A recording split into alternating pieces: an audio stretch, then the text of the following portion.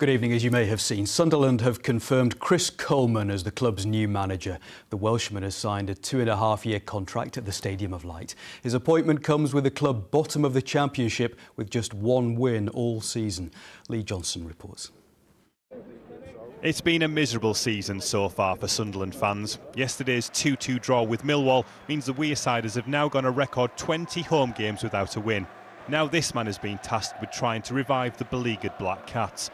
Chris Coleman was the club's first choice to succeed Simon Grayson, and the former Wales manager was unveiled earlier today. I think it's quite an exciting time for everyone. I think the club's been at a very low ebb. Attendances have been dwindling, understandably so, because Sunderland haven't shown a lot of fight. They've gone into a difficult division and they've been poor. Chris Coleman's a very charismatic person. People have seen what he's done with Wales. Obviously he had Gareth Bale and Aaron Ramsey there, and he won't have that in Sunderland, but he's a brilliant motivator, brilliant personality, and he should just give the entire city a bit of a lift, I think. Coleman is a man who knows a thing or two about pulling off minor footballing miracles. Last year he guided Wales to the semi-finals of the European Championships. But what do Sunderland fans think of the new man in charge? He's got a lot of experience, and I think he'll get some of these playing football instead of just running around like headless chickens. I can't think of anyone bigger that we could get at the moment, the way the club is, so hopefully we can do something with him. I'm hoping he's going to have a war chest in January, so we can actually get some decent players and spice it up a bit. Saving Sunderland's season will be a massive task for Chris Coleman. He's set to inherit a side bottom of the Championship and bereft of confidence. He's set to take charge of his first game on Tuesday night at Aston Villa. Lee Johnson, BBC Look North, Sunderland. Police have named a man found dead on a street in Carlisle. 34-year-old Kevin Slater was discovered outside a house on Borland Avenue on Friday night.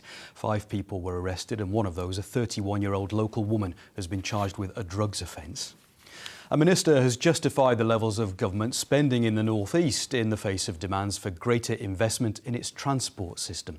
The Chancellor Philip Hammond's been urged to use this week's budget to include funding for new trains on the Tyne and Wear Metro and other public sector projects. But Robert Goodwill told the BBC's Sunday Politics that the North East continued to benefit from increased investment.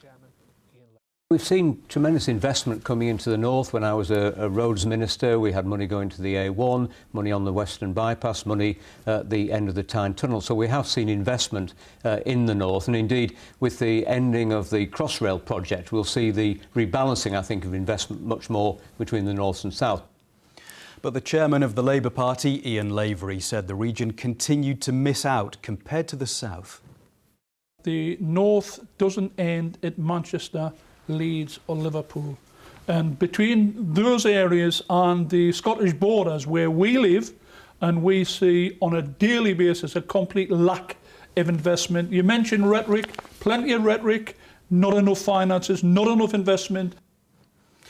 2 friends from Northumberland preparing to row across the Atlantic Ocean with 2 others have held their final training session on home waters.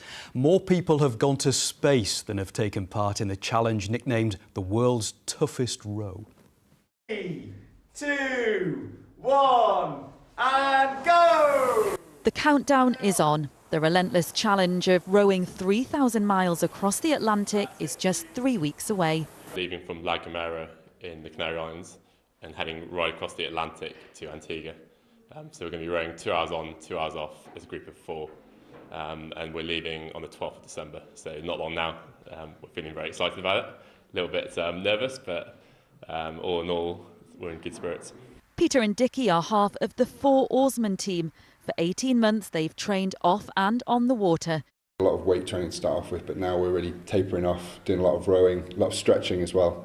But yeah, we're prepared for it and ready for it.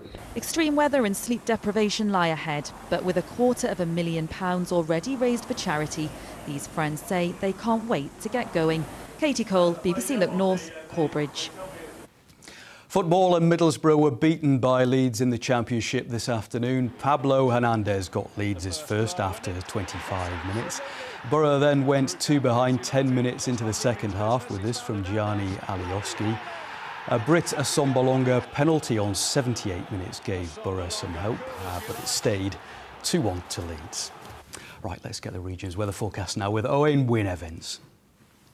Hello, hello. Well, for many of us, today looked a bit like this. Lovely blue sky. It's not going to last over the next few days, I'm afraid. In fact, overnight, here comes a change. A band of rain moving in from the west. Some heavier spells of rain on the Cumbrian fells, the Pennines, the Cheviots as well, and blustery winds on coastal parts and on high ground. Lows tonight of about 3 or 4 Celsius.